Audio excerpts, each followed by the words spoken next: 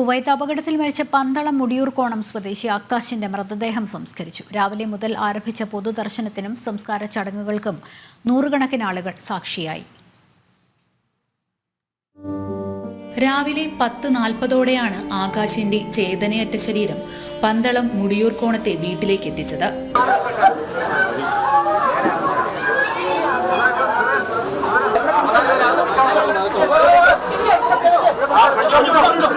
ആകാശിനെ അവസാനമായി ഒരു നോക്ക് കാണണമെന്ന പ്രതീക്ഷയോടെ എത്തിയവർക്ക് നിരാശയായിരുന്നു ഫലം.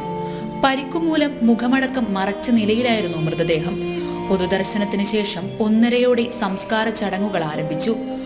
ആകാശിന്റെ സഹോദരിയുടെ മകൻ അശ്വിനാണ് ചിതയ്ക്ക് തീ കൊളുത്തിയത്.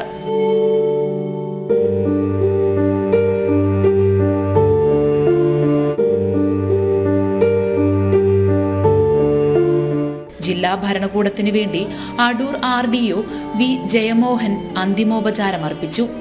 മന്ത്രി സജി ചെറിയാൻ, ഡെപ്യൂട്ടി സ്പീക്കർ ചിറ്റയം ഗോപകുമാർ, രാഹുൽ മാങ്കൂട്ടത്തിൽ എന്നിവരടക്കമുള്ള പ്രമുഖരും അന്തിമോപചാരം അർപ്പിക്കാനെത്തിയിരുന്നു.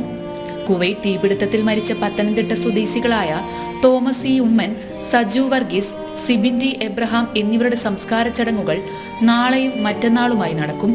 ജനം, പത്തനംതിട്ട.